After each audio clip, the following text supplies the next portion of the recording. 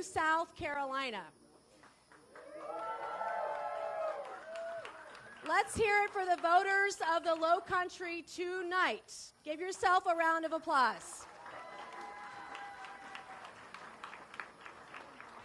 This will go down as the most expensive primary in South Carolina history, and you won tonight. $7 million was spent against us. We were outspent more than 3-1 everywhere across the district. But you guys pulled it through for us. I would be remiss if I didn't start off my speech tonight by talking about an experience I had in May of 2019. Two things happened in May of 2019. I attended church for the first time in a very long time. To my surprise, I did not spontaneously combust. The sermon that Saturday night was about being at a crossroads in life. And I was at a tremendous crossroads in life, a crossroads that many of us have experienced. And that night, the pastor talked about Jeremiah 6:16. Stand by the roads and look. Find where the good way is and walk in it. And that night, as I had tears streaming down my cheeks, one of my kids put their hands around my waist and said, "Mama, it's going to be okay.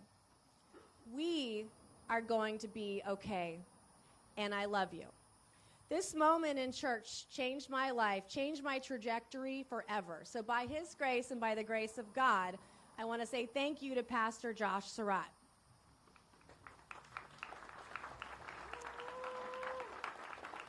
The father of my children is here tonight, Curtis. I could not do this without you and your fiancée, Jen. In May of 2019, my best friend, in May of 2019, Curtis had called me, and he's like, I had a dream about you last night. I think I have finally figured you out.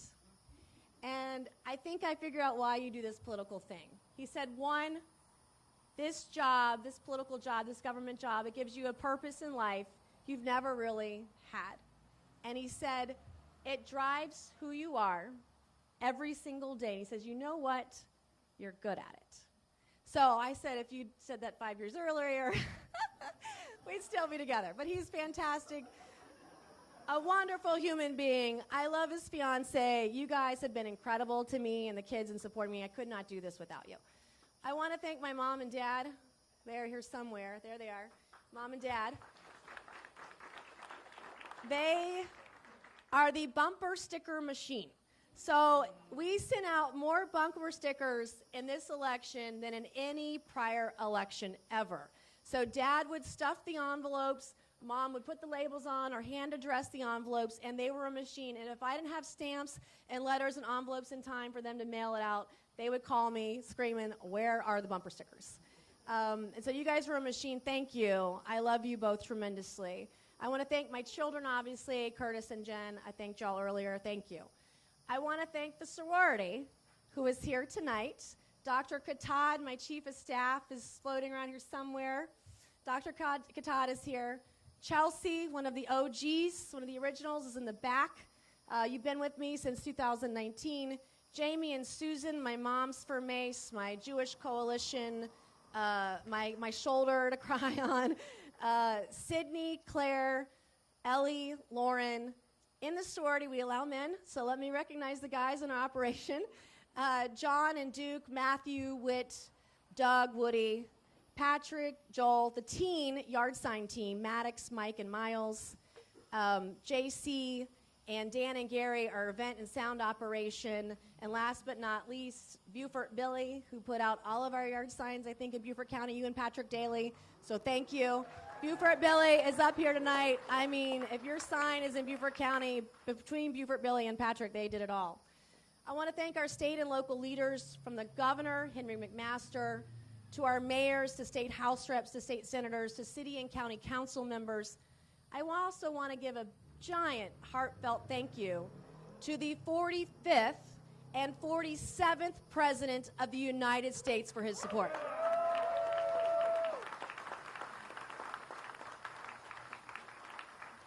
President Trump, South Carolina will have your back in November.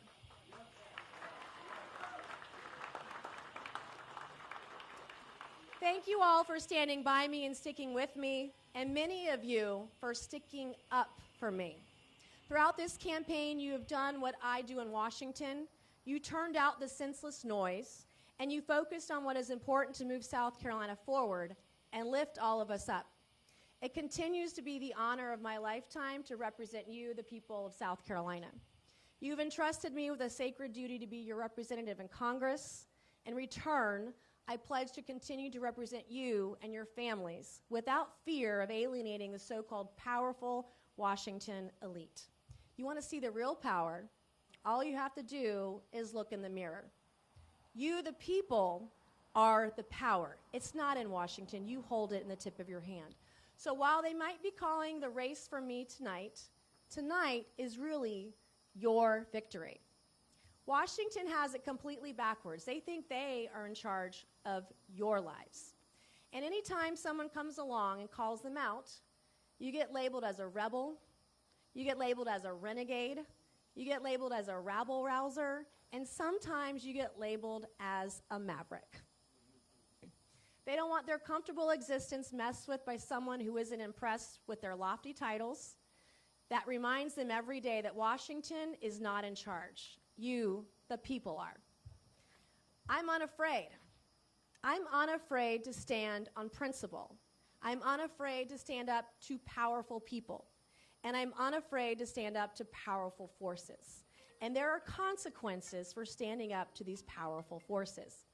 I'm not afraid of any of them because I don't owe Washington a thing. Coming from, thank you, babe. Coming from a military family, and as the first female graduate of the Citadel, I know a little bit about the chain of command. I don't work for Washington. I work for you, the people of South Carolina. I work for you, the Low Country. I work for the single moms who want to be able to afford formula and diapers. I work for the families. Thank you, babe. I work for the families who are trying to keep up to afford gas, to afford groceries, electricity, and rent. I work for the survivors of sexual abuse and victims of violent crime who want to live in a safe home and a safe neighborhood. I work for the parents who want to have a say in what their kids are being taught in our schools. I work for the police officers who deserve the respect and gratitude of the citizens they protect. I work for our veterans and the troops who are willing to take a bullet for our lives and put it all on the line to preserve our freedom. So thank you to our vets tonight. While you're at home trying to balance your own budgets, I will never be silent when Congress can't balance theirs. When I was first elected, I was told if I didn't fall in line, if I didn't play the Washington political insider game, then I wouldn't fit in. And boy, were they right. And that's just fine with me. I'm used to it. I spent my entire life marching to the beat of my own drum. When you were the first woman to sit in the Citadel's barber chair to get all of your hair chopped off, you don't get your feelings hurt if you don't get invited to the fancy cocktail parties in Washington, D.C. I'll pass. While sometimes I may be a caucus of one, I'm not alone because I'm not there for me. I'm there for each and every one of you. When I'm in D.C., I bring a piece of everyone in my district with me. Your stories are my stories. Your worries are my worries, and your dreams are my dreams. Your support for me is only outweighed by my duty to you. It's now time, at this time, to come together in common purpose to lift up our country back up to where she belongs. It's time to work together for an economy that keeps more of your hard-earned money in your pocket. It's time to work together for a secure border and an immigration system that respects the rule of law. Donald Trump, it's time to work together for a rock-solid military that nobody would dare test because history shows us that strength preserves peace and weakness invites war.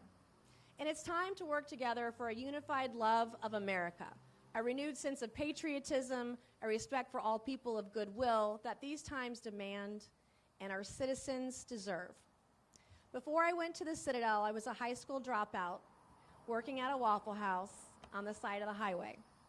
Actually, delivering food to people's tables gives you a pretty good sense of how hard it is for people everywhere to put food on their own tables.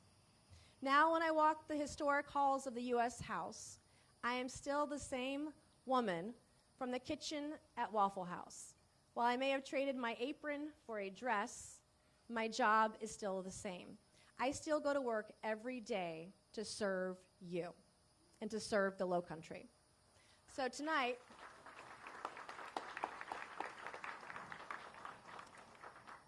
I want to say thank you, my sincerest gratitude. Thank you for believing in me.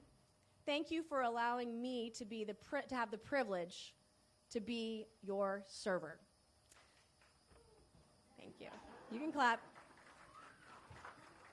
So God bless the Lowcountry, God bless the people of South Carolina, and God bless America. Let's go win this thing in November. Thank you.